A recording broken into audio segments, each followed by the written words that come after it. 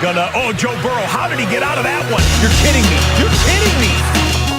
First pitch swinging. He crushes it. Deep left field. Go! And India whacks one to left. Hit a ton. Way back. Goal! And there he goes. Jamar Chase to the end zone for the touchdown. Still didn't get him. Oh, my goodness. How did he get away? In double coverage is Jamar Chase. And Burrow dives. Touchdown. And a high fly ball. Center field. He hit it a ton. It's gone. And the 2010 Central Division Championship belongs to the Cincinnati Reds. Or on this computer. Okay, that's quick. Alrighty. 3, 2. Hello, everybody. Welcome back to the Five Wide Podcast. I'm your host, Kyle Hoffman, joined by my co-host. Gunnar Shockley. Yeah, we're down 2 guys today. Creech is just AFK, and Alec is currently on a plane right now. So there's Wi-Fi on the plane to get joined, but Don't worry, I got here to lock in. yeah, whatever that is. Yeah, so today we're going to be giving our Final Four picks. Just talking about how the tournament has gone so far. Probably kind of touch on our brackets a little bit. And it should be kind of a short show as the games are already actually starting as we speak. So, your bracket you had Marquette, I think, going all the way. Didn't do too well this year.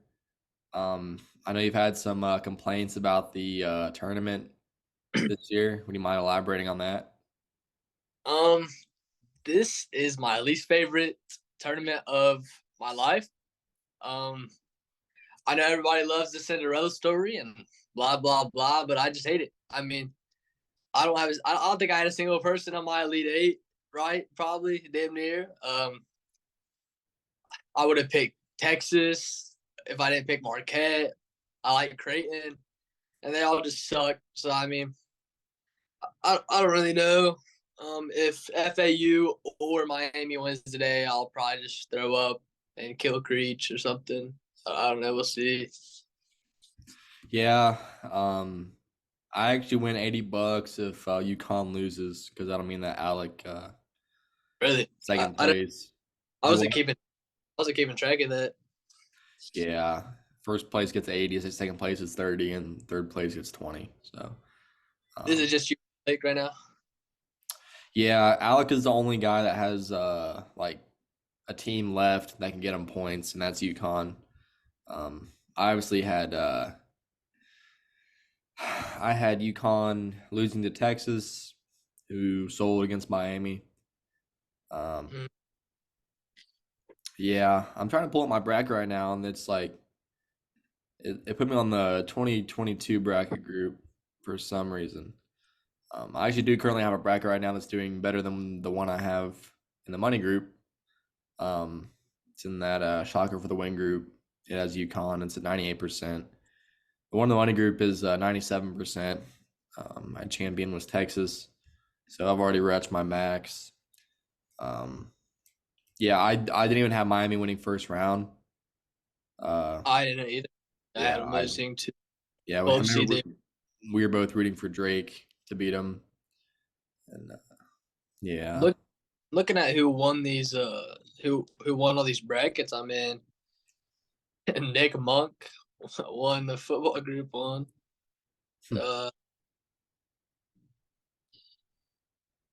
Who was Alex Final Four? See, Alex Final Four. I know he had Duke. Let's see. Let me pull it up real quick. So Alex Final Four was Alabama, Duke, Texas, and UConn. So we almost had the exact same Final Four. I had Bama, Texas, and UConn, but I think the other team I had was Purdue. So, yeah. And then his national championship was UConn and Alabama. And UConn. Who's Telemeto? That's Jeremy Ceballos. He had the worst bracket. Really? Yeah, there were some brutal ones. Yeah, he did have the worst bracket. Bottom three were Ben Sorrell, Charles Weber, and Jeremy Ceballos. I don't know how Sam Hughes gonna have the worst bracket because like two of his Final Four teams were out like the first day. Creech actually did better than you by 10 points, or by 10 points. Freak ever, bro. Yeah. Yeah, yep, so the UConn game will be the difference maker in who wins this group. But Gonzaga and Texas were the only teams I had in my Elite Eight that made it. Yeah, I almost had Gonzaga in my Final Four, but I was like, yeah, they're not going to go that far. I didn't know if I had them in my Elite Eight. Dude, I thought once they beat UCLA, I was like, I'm mad I didn't pick them to win it all. And then they just... Yeah, their defense is just too bad for them to have any chance. Like, their offense is amazing. I think their offense ranked first in KenPom for a while there. It might still be, actually. Yep. They had the first ranked offense and the 73rd ranked defense. So, yeah, they currently have UConn at first in the KenPom rankings with the 3rd overall offense and 11th overall defense. I think, if UConn, I know Jordan Hawkins had that illness today, and they said he's a go. Usually when these things come out on game days, they don't tend to really affect the player. I feel like, it could just be for show or like, false info, stuff like that. So I think he'll be able to play at full health. And it's just getting into the Final Four picks. I'm going to have UConn beating Miami in a very high-scoring game. I think both teams will have over 80 points in regulation. Also, I'll have UConn in my national championship. And then FAU and San Diego State. I'm going to have San Diego State beating FAU. I think FAU's Cinderella run has been long overdue to collapse. San Diego State's defense is just way too good. They play really tough. They're going to give UConn a run for their money in the national championship for sure. But I'm going to have UConn edging them out in the national championship. Those are my Final Four picks. Hyatt, give us the rundown on yours. I think, so FAU, they beat America's team. They have spoiled everybody's bracket. I think they're the villain this year more than a Cinderella. I think their era comes to an end tonight. I think they lose by 10 plus. I have a bet that San Diego State wins by 1 to 10, but I think FAU gets destroyed. I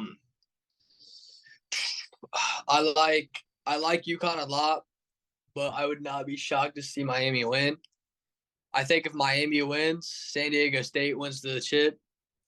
But if UConn wins, I think we'll have the most boring championship of all time, and I think UConn will win by 20 plus. You said which matchup will be the most boring? UConn versus San Diego State. I think UConn will blow them out of the water. Really? But if then I think San Diego State will win it. Yeah, I mean, what was UConn's last game they played? It was Gonzaga, and they blew them out of the water, right? I think that's how the championship will look like if Gonzaga wins today. That's true. They haven't had a close tournament game the entire tournament. Like, it's actually insane. They blew out Iona, blew out St. Mary's, blew out Arkansas, blew out Gonzaga. Like, those were all good teams. Like, Iona, some people had them as like an upset pick. I don't know why I don't know why I wasn't like hip on UConn, dude. I just didn't see it. I don't know, man. That's like the craziest thing to me about this whole tournament. Yeah, I was like, I don't know. It made so much sense. I was kind of surprised that lots of people didn't have UConn winning it all or in their Final Four, national championship, whatever. I just their path there seemed good. Like, you know, either beating Gonzaga, their defense wasn't good enough. They who else was in the region? Was it Xavier or maybe not? No, I think Xavier was in Texas region. You said in UConn region? Yeah. Arkansas, Gonzaga, UCLA,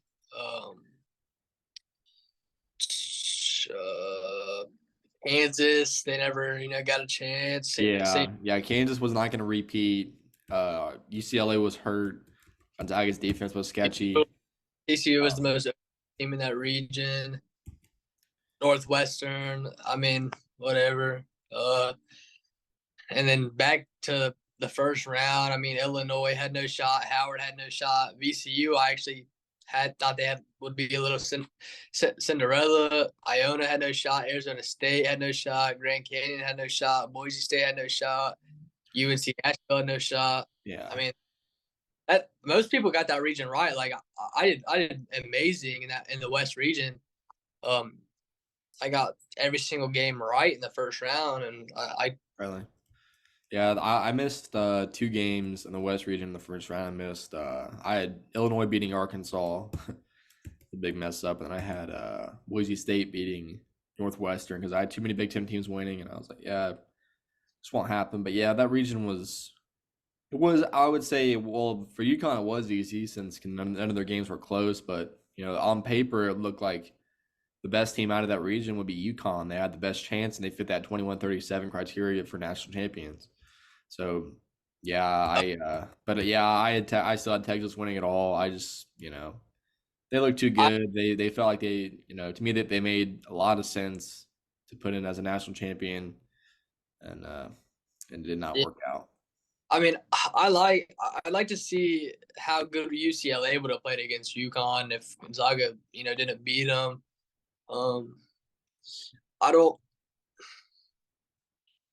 I'm looking at Miami stats right now, and they killed Indiana. They killed Houston. They comeback going against Texas was impressive, and they still won by 7.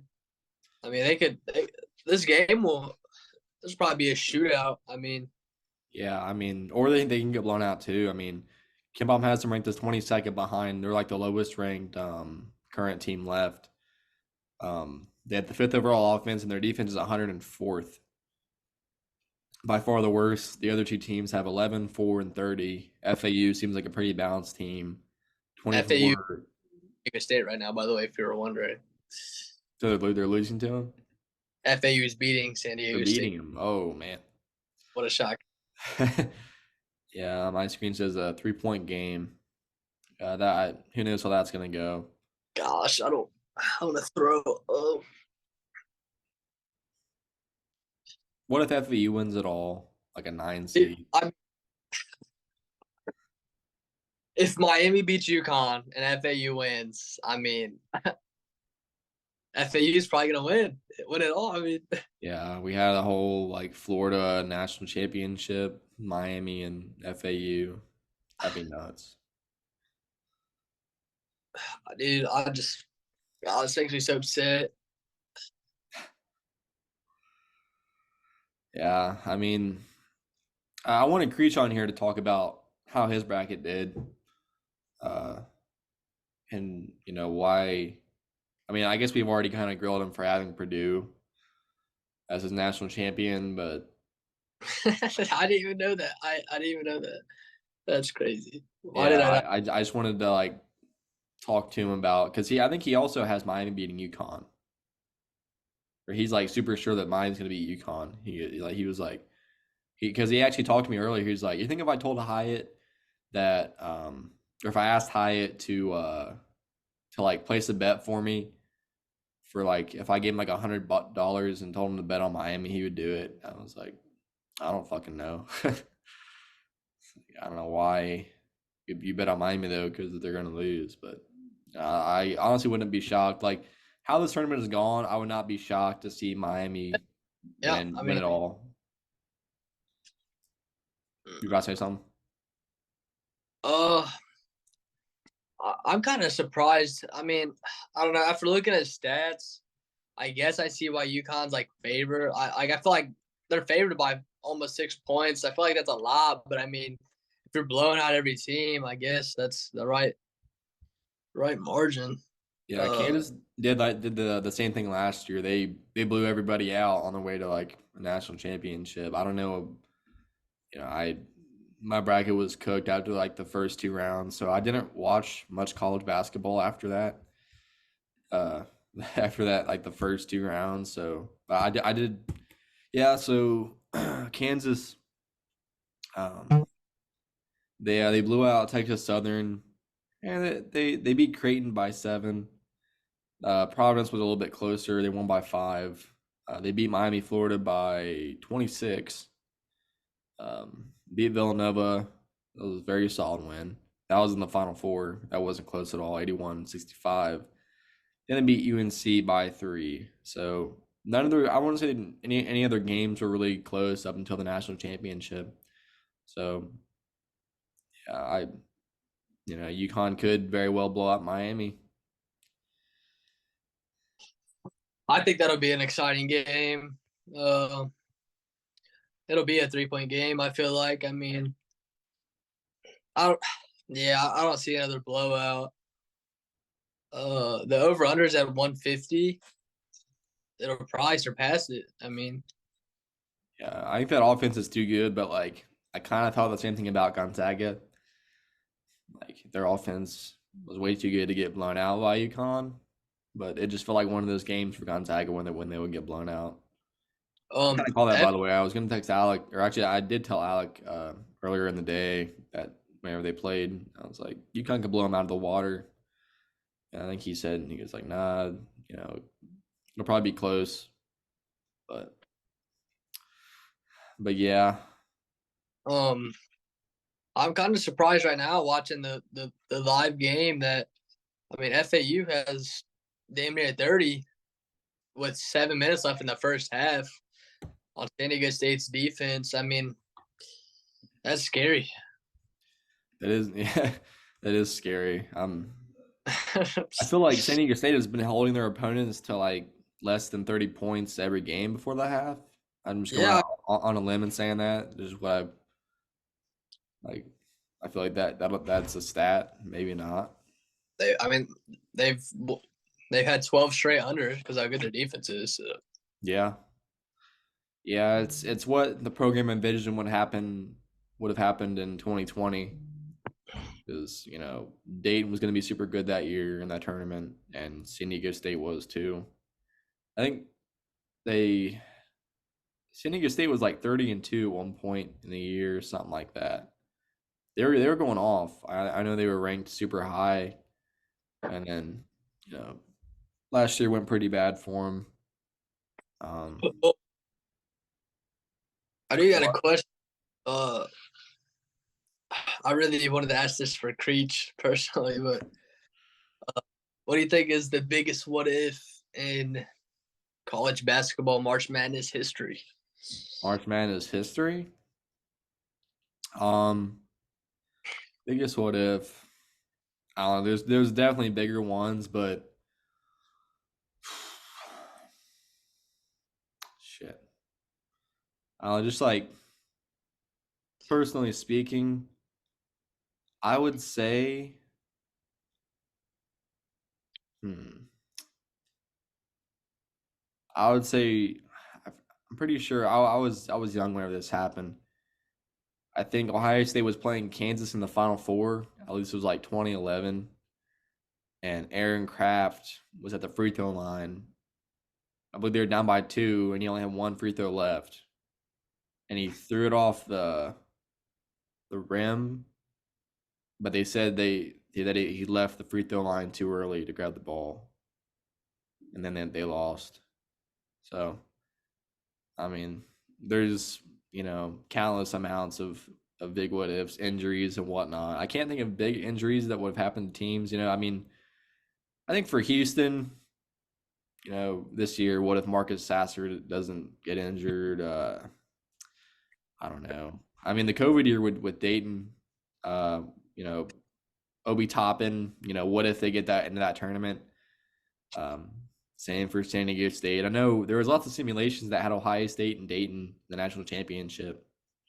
I don't know why all the simulations had Ohio State going that far, but I don't think they would have done it with Chris Holtmann. So, but yeah, do you have any? I big do. what-ifs?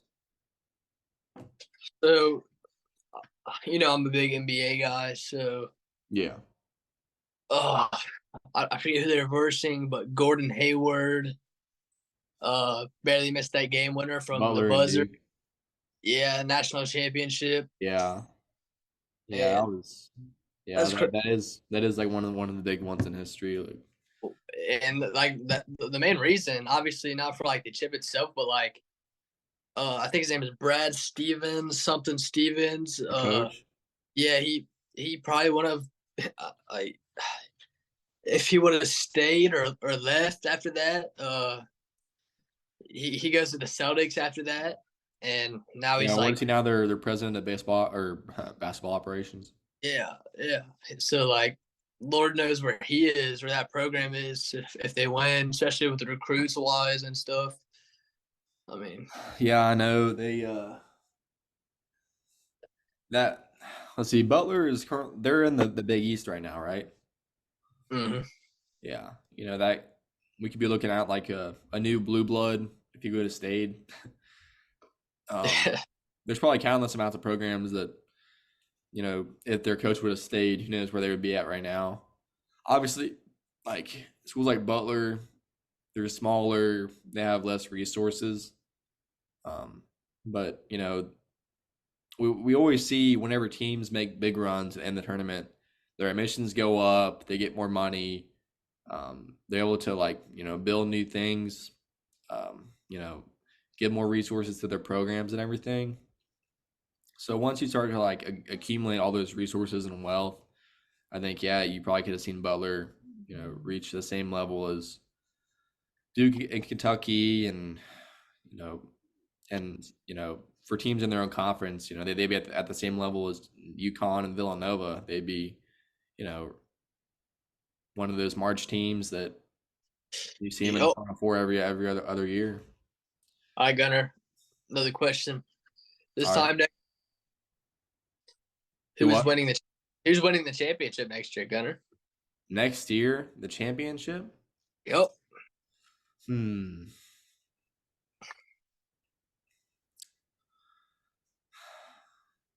don't know. I have to do more research on it to come to a good solid answer. I know. I'd love to say Kansas State, but I'm pretty sure Marquise Noel, he's declared for the draft, and yeah, they're probably gonna lose a lot of guys, right? yeah, I think yeah. I mean, if Ohio State gets Bronny James, maybe. I would say, I mean, I'm trying to think of blue bloods. I don't know how many guys Villanova's returning. I don't know how many guys Duke is returning. UNC is in shambles. If I had to pick without knowing who's leaving or not, I'd probably just go Texas. Texas. I mean, Are they? I feel like they're relatively young, right? I mean, The guy they had injured, they all look super old. I think because all their tattoos and how big they were. But I mean, let me just go look for on KenPom for the youngest teams this year. Height and experience.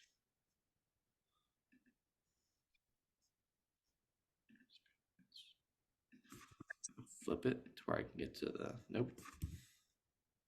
All right, so some of the youngest teams this year, at least that made the tournament, or the least experienced teams. The least experienced team was Farley Dickinson Mm. that made the tournament this year. That makes their win even more insane. Yeah. Going up, Charleston and Marquette. Marquette was a relatively young team. And then right above them is Duke. So, Wow. Yeah. I mean, go Duke. yeah, I mean, what's that one dude? What's his name? The tall white guy. Say what? Big tall white guy on Duke. He was like their best player this year. Oh, I feel like it starts with a K. No. Yeah, well, yeah, whatever the hell it is. Like, is he staying or is he going to the draft or? I haven't heard that he's going to the draft. I would assume he's not going. Yeah. I think he's young, right? Purdue's gonna have. They had this two guards that are very good. They'll still be in the. They'll still be on the team. They'll lose Edie, but I think they'll be fine. Yeah. They might. Yeah, it'd be. Maybe them losing Edie will make them go to a Final Four for once. Who knows? I just wonder if we'll ever see a Big Ten team win it all in our lifetimes. Like, I don't think it's happened since I was born. I know Michigan State won it 1 year, right, with Tom Izzo, but I think that was before I was born. So If we get Bronny, then I mean, damn, that'd be nuts to watch, man. yeah, I just don't see him going to college. I don't know. I just feel like it'll be too good to be true. Like, I don't know. Yeah. Like, it would have been so sweet, like watching Lonzo Ball, or no, not Lonzo, LaMelo Ball go to college. Like, I was hoping he would go. College basketball is more fun when there's star players in it. One of the most fun years in recent memory was 2019. Whenever you had Zion, R.J. Barrett, Taco Fall, Carson Edwards. Weird. I mean, because that actually makes no sense to me because, I mean, LiAngelo and Lonzo, they went to UCLA both. So I don't know why LaMelo decided to go overseas. I'm pretty sure it was his dad's decision. So I was so annoyed with that with his dad. Like, I remember whenever Luke Kennard was drafted, like, LeVar Ball got more screen time than probably all of, like, the draftees combined. yeah. Yeah, I actually have like an old snap memory when we were at B-Dubs and we were watching the draft and I took a picture of like the screen because they were talking to LeVar Ball and I said, yeah, get his ass off the fucking TV screen. Had like a bunch of like middle finger emojis and shit. Yeah, I know I was never a big fan of the big baller brand, like neckbeard nerds, fat people like bought that stuff. Time when I was young, dude. I love that just for the Ball too. Really, I just remember people would always talk about him being a cherry picker when I was in junior high, and yeah, he had to go to fly into the hoop that year. Then where are they called? Prolific Prep. Yeah, is that his school name. And then they pulled out, and then I think they were actually there like the next year though, because Alec went. I don't know what year. Yeah, Alec went there whenever LaMelo was playing, and I believe that LaMelo had a 93-point game in high school, and like if you watch the highlights, that's where they got cherry picker from. They would run 4 people on defense, and he would like sit it there like free throw line for like one of the quarters. He probably had like 20 points damn near in cherry picking, but he's so. Yeah, I don't keep up with the NBA. Is he doing good in the NBA? I know he won Rookie of the Year, but I don't know what he's doing now. He's balling. He kind of got like some injuries, but like other than that, he'll be really good next year. His brother, though, Lonzo Ball, oh my gosh, he's about to miss his like second or third season in a row. I saw that. They're talking about how he might not be able to play ever again or some shit. Yeah, like some like stupid ass knee injury or something. Yeah, getting surgery to see if I hope he can play basketball again or whatever. It's like, damn. Well, anyway. Yeah, so yeah, I mean, now in the age of NIL, who knows if LeBron James will want his son to get millions of dollars playing amateur basketball. I don't know. I mean, you know, I still feel like a team is going to have to, because what is his NIL evaluation at, like $8 million or some crazy shit? No, I don't I think should it's look out. that up. It's like the on I three. remember seeing the top 10. I saw Livy doing it like 6 for 3.4 million.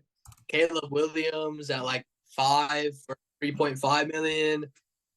I think Bronny was top 3, but I feel like 8 million is a lot. Arch Manning was like top 3. Huh. Yeah, I know Arch Manning. I'm excited to watch. It says his NIL value is currently at $7.2 million. Yeah, that's a lot, bro. That's crazy. Bro can retire after college. Yeah, I mean, he could honestly just retire now. He never needed to work a day in his life ever since he was born. So He doesn't need to play basketball. He could just go kick the bucket. I don't know. yeah, NIL evaluation top 100. Livia Hey, Jean, Bronny James. how many years apart is Bronny and Bryce? Oh, I have no clue. Bryce is gonna be sweet. LeBron's younger son, he's gonna be better than Bronny. It's I'm telling you, it's gonna be crazy. Really, I haven't seen any like highlights of him playing. Like I know Yeah, Bronny, you can see like he looks just like his Yeah. dad, pretty much. Like he looks a lot like his dad, but Bryce is like 20 or not. Bryce is like in 9th grade, but he's like 4 inches taller than like Bronny. He's like 6'8", damn near or something like that. shit. Bronny's only like 6'4". Yeah, Bryce is But yeah, I mean, the more stars there are in college basketball, the better it is. More fun it is to watch overall. You know, I've never been a big fan of Duke, but the whole Zion era of college basketball was sweet. You know, I made things more interesting, and he was in my opinion yeah, my most hyped up draft prospect after college. yeah, yeah. Well, gone a little. I don't know what our time is at. I feel like we started like at like 6:20, so maybe we're not doing too bad with time. But yeah, yeah, that about wraps it up for today. Yes, sir. Once again, I am your host, Kyle Hoffman, joined by my co-hosts. Got a shot, me. Thanks for listening or watching, however you partake in our podcast. We hope to have more frequent shows soon with more people. If Creech can wake up and yeah, I can't. no one else has a Hey. vacation, so. But Bro, you ready? do what? We're about to get a text in 20 minutes. Bro, you guys ready? Or Bro, I fell asleep, bro. Do you guys do the podcast? bro, watching this FDU game right now. This is crazy. Yeah, and in the future we're probably gonna recap the national championship and Final Four next week. All of us are gonna give our thoughts and opinions. Probably we'll do some mock drafts, getting closer to the NFL draft. Probably talk about the Reds a lot. Me and Alec might just do some shows talking about the Reds. Because Hyatt is kind of oblivious, along with Creech, about Major League Baseball. Go Mariners. Shut up. Oh, Mariners fan. Oh yeah. Yeah, biggest bandwagon of all time. We're not. Alrighty. Well, again, thanks for listening, and we'll see you again soon.